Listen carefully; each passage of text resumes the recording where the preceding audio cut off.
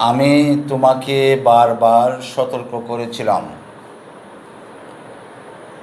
সদস্যরা এক বাক্যে মন্ত্রী সাহেবের পদত্যাগ দাবি করল।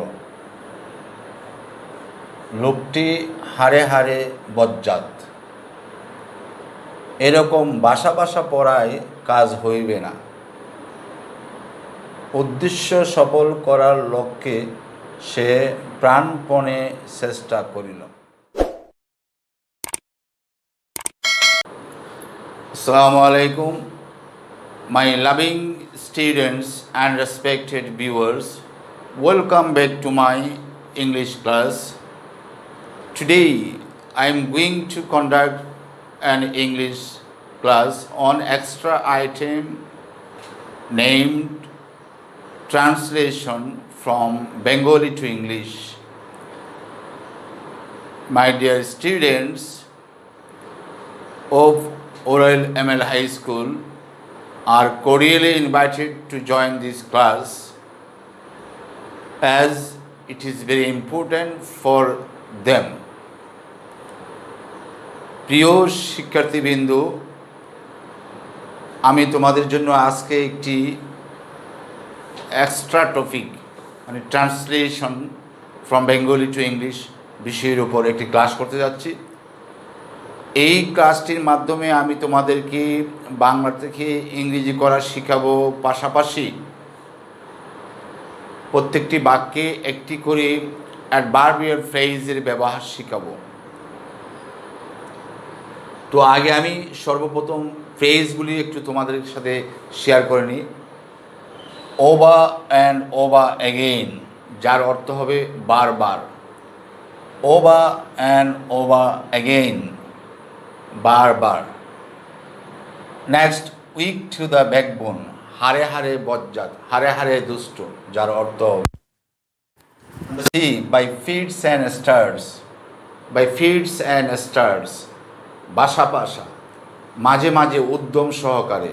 এটার অর্থ হচ্ছে যে মনে করো একজন স্টুডেন্ট 3-4 দিন 5 দিন খুব বেশি পড়াশোনা করে, দৈনিক 10, 12, 14 ঘন্টা পড়াশোনা করে, আবার এভাবে 4-5 দিন বা 1 সপ্তাহ করে, আবার 4-5 দিন বা 1 সপ্তাহ বইয়ের কাছেই যায় না, বইটা আসেই করে না। এইরকম পড়াটাকে বলা হয় মাঝে মাঝে উদ্যম সহকারে, বাসা বাসা, বাই ফিটস অ্যান্ড স্টার্টস।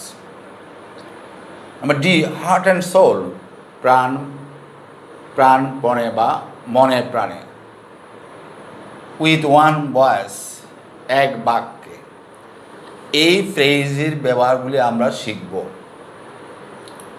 তো এখানে আমি 5টি বাংলা বাক্য লিখেছি। আমি তোমাকে বারবার সতর্ক করেছিলাম। সতর্ক করেছিলাম হচ্ছে এখানে ক্রিয়া। কে করেছিল? আমি। আমি হবে সাবজেক্ট, সতর্ক করেছিলাম হবে ভার্ব। কাকে সতর্ক করেছিলাম? তোমাকে। তোমাকে অবজেক্ট। কিভাবে সতর্ক করেছিলাম? কখন সতর্ক করেছিলাম? কিভাবে সতর্ক করেছিলাম? বারবার। এই বারবার দ্বারা সতর্ক করা ক্রিয়াটাকে মডিফাই করতেছে। বারবার সতর্ক করা কাজটা কেমনভাবে সংগঠিত হয়েছিল সেটা প্রকাশ করতেছে। তো ক্রিয়াকে যেটা মডিফাই করে সেটা হয় কি? ক্রিয়া বিশেষণ, মানে অ্যাডভার্ব। তো এখানে বারবার হচ্ছে অ্যাডভার্ব। কেমন অ্যাডভার্ব? Adverbial phrase. এই বারবার যেহেতু একটি ফ্রেজ, সেহেতু এটা হবে অ্যাডভার্বিয়াল ফ্রেজ। যাই হোক, সতর্ক করেছিলাম বললে এখন সতর্ক করি নাকি সতর্ক করে ফেলছি? ঘটনাটা ঘটে যাওয়ার পরে বলা হচ্ছে আমি তোমাকে বারবার সতর্ক করেছিলাম। তার মানে সতর্ক করা কাজটা ঘটে যাওয়ার পরে বলা হচ্ছে যে আমি তোমাকে বারবার সতর্ক করেছিলাম। তার মানে এটা কি? ফার্স্ট ইনডিফিনিট টেন্স বা সিম্পল ফার্স্ট টেন্স। ঘটনাটা ঘটে গেছে, তাহলে এটার ঘটনাটা হবে প্রথমে সাবজেক্ট। সাবজেক্টকে আমি। আমি নিজে কী লিখবো? আই। সাবজেক্টের পরে ফার্স্ট টেন্সে কী বসে? মূল ভার্বের ফার্স্ট ফর্ম। মূল ভার্ব কি? সতর্ক করা। 1, WARNING। ইডি ওয়ান্ট, আই ওয়ান্ট, আমি সাবধান বা সতর্ক করেছিলাম কাকে, এখন আসবো অবজেক্ট তোমাকে, ইউ, আই ওয়ান্ট ইউ, কেমনভাবে সতর্ক করেছিলাম, বারবার। এই সতর্ক করা ক্রিয়াটার উপর জোর আরোপ করতেছে কে, বারবার, এটা হবে অ্যাডভার্ব, আর যেহেতু এটা একটা ফ্রেজ সেহেতু এটা হবে কি, adverbial phrase. I want you over and over again, over and over again.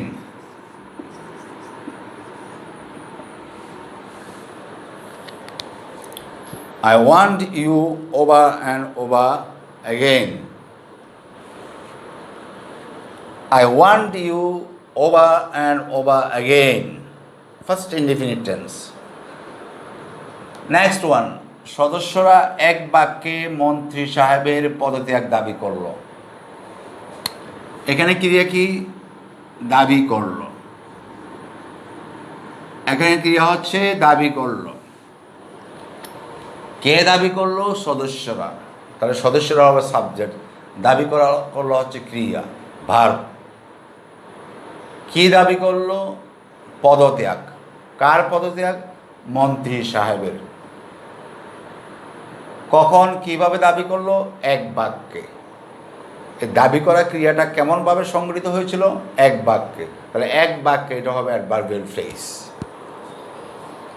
আর দাবি করলো বললে এখন করে নাই বা সবসময় করে নাই, ঘটনাটা ঘটে গেছে, ঘটার পরে বলা হচ্ছে যে সদস্যরা এক বাক্যে মন্ত্রী সাহেবের পদত্যাগ দাবি করলো। তার মানে ঘটনা ঘটে গেছে। কোন সদস্যরা, সংসদের সদস্যরা, তাই না? তাহলে সদস্যরা বললে একজন না বেশি, বেশি, এবং নির্দিষ্ট সদস্য, দি মেম্বার্স।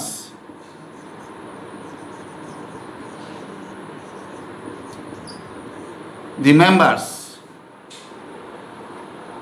এখন আসবে কি, ফার্স্ট টেন্স যেহেতু, এখন বসবে ভার্বের ফার্স্ট ফর্ম, দাবি করা। দাবি করা ইংরেজি কি, demand.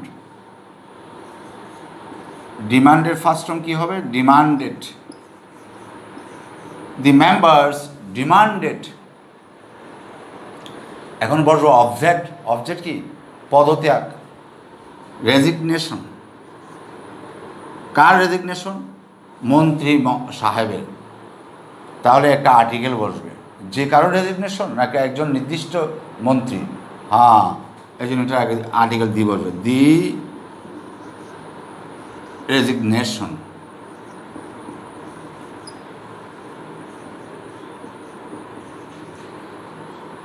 The resignation of the minister.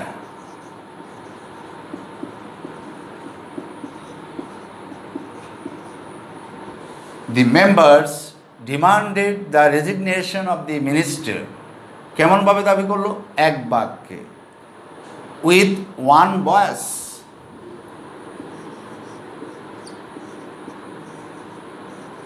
With one voice.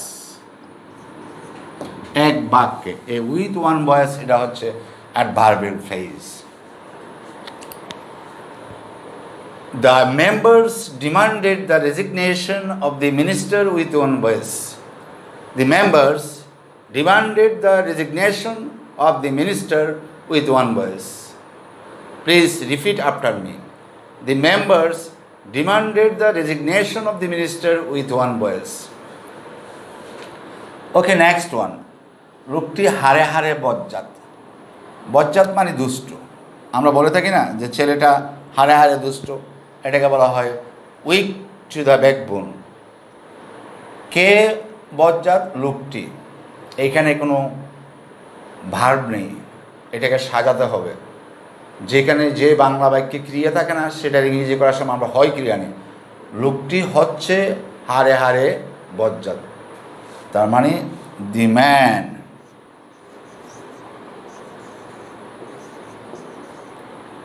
Is.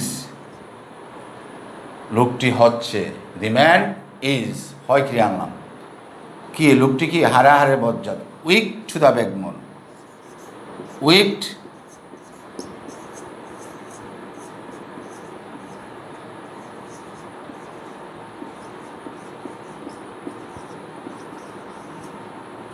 The man is weak to the backbone. The man is weak to the backbone. The man is weak to the backbone. লোকটি হচ্ছে হাড়ে হাড়ে বজ্জাত। Next one, এরকম বাসা বাসা পড়ায় কাজ হইবে না। পড়ার একটি উদ্দেশ্য আছে, উদ্দেশ্যটা অর্জন করা মানে কাজ হওয়া, পড়াটা কার্যকর হওয়া।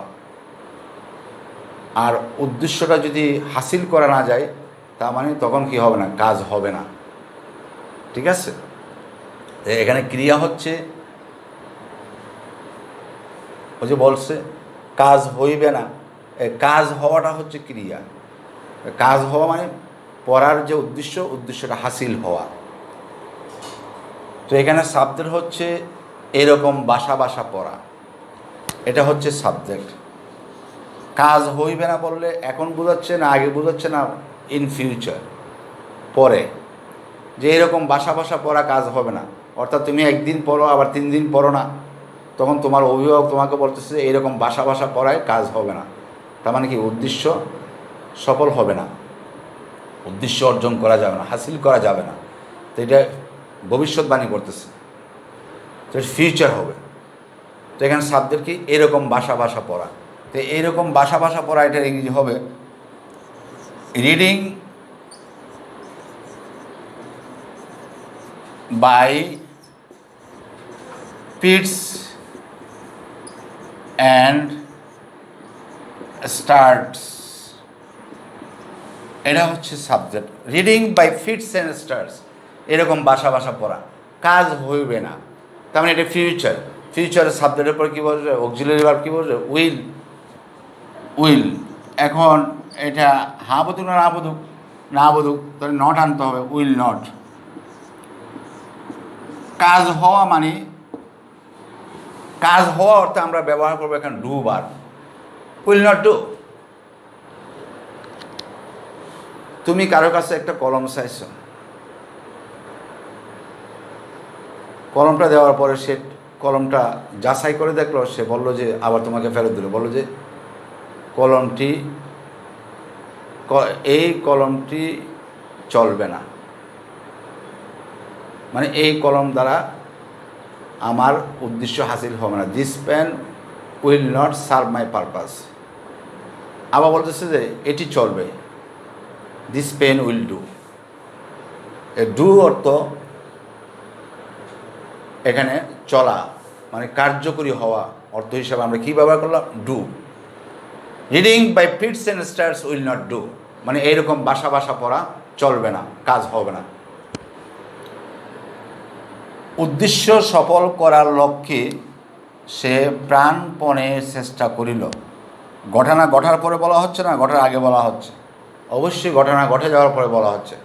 ঘটনা ঘটে যাওয়ার পরে যদি বলা হয় তার মানে সেটা ফার্স্ট টেন্স, তাহলে এখানে চেষ্টা করিল এটা ফার্স্ট ইনডিফিনিট টেন্স। কে চেষ্টা করিল? সে। কেমনভাবে চেষ্টা করিল? প্রাণপণে, তাহলে প্রাণপণে হবে adverbial phrase.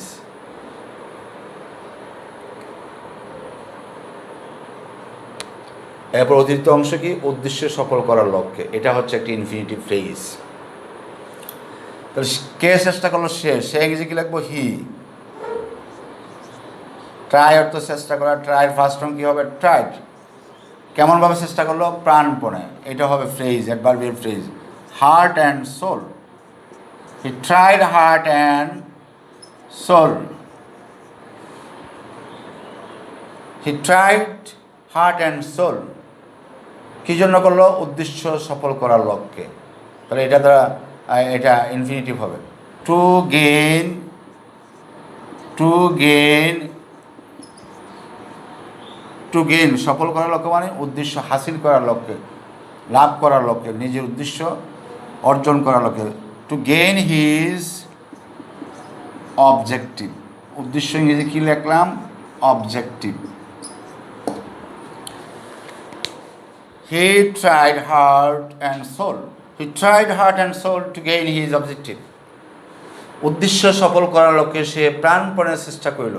He tried heart and soul to gain his objective. Repeat after me.